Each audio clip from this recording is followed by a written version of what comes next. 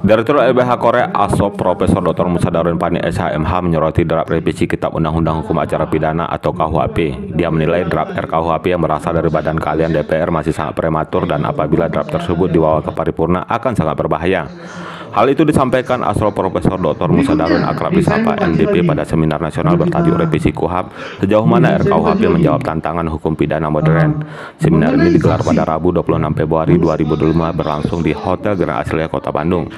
MDP menjelaskan banyak pasal-pasal dalam draft revisi KUHP bermasalah bagi pancawangsa atau PH yang diatur dalam hukum acara yang baru, sehingga berpotensi gesekan antara PH sangat besar, karena adanya penambahan kewenangan terhadap kejaksaan dan adanya hakim pemeriksa pendahuluan. Dia pun menilai dengan adanya dominus litis akan melahirkan lembaga yang tidak terkontrol dan cenderung transisional. Jika melihat RKUHP, hakim pemeriksa pendahulu tidak diatur secara jelas batas-batas kewenangannya sehingga berpotensi menjadi lembaga yang korup dan transisional, ujarnya. Dominus litis dan hakim pemeriksa pendahulu juga berpotensi akan bergesekan terkait kewenangan penghentian penuntut dan penyelidikan. Dia pun menyarankan rancangan undang-undang Kitab Hukum Acara Pidana perlu dikaji dan direvisi ulang. Pasal 43, ya, pasal 43 ini rawan daripada korupsi, ya, di mana di situ dikatakan putusan hakim pemeriksa pendahuluan tentang layak atau tidak layak suatu perkara dilakukan penuntutan ke pengadilan adalah putusan pertama dan terakhir. Hakim hubungi aku kalau ingin menang. Bisa jadi nyata ini dengan KUHP ini kalau ini disahkan, ya kan? Bahaya sekali, tidak ada check and balance-nya.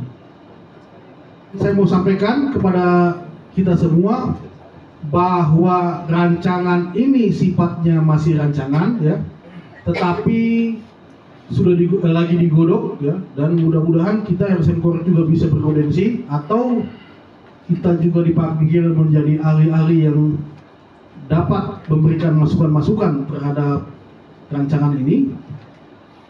Dan kemudian saya juga mau menyampaikan mengenai dominiritis, ya, seperti yang tadi sudah disampaikan oleh Pak Ucok, ya, bahwa dominiritis pada prinsipnya bukan dalam rangka penegakan hukum pidana. Dominiritis itu awalnya dari penegakan hukum perdata, di mana pihak-pihak yang berperkara bisa leluasa menentukan akhir suatu perkara. Misalkan dalam perkara perdata kan ada penggugat tergugat, ya kan?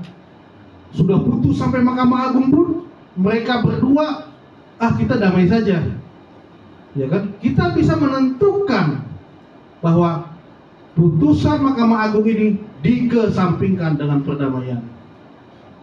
Nah, berbeda dengan di hukum pidana. Di dalam hukum pidana tidak mutlak dominiritis itu kejaksaan memiliki yang namanya hak penuntutan. Karena dia sifatnya hak penuntutan, dia bisa pakai, dia bisa tidak, suka-suka dia. Bukan kewajiban loh. Hak penuntutan. Kalau dia nggak mau tuntut, itu kan hak saya. Nah, lantas kalau kita datang kepada jaksa penuntut umum, kepada jaksa 86 nih, saya mau duit segini, jangan tuntut aku. Bisa nggak dituntut? Nggak bisa. Nah, ini yang harus kita kritisi, gitu. Mengapa di antara lembaga-lembaga penegak hukum itu harus ada kolaborasi yang baik supaya penegakan hukumnya bisa saling diawasi bersama-sama.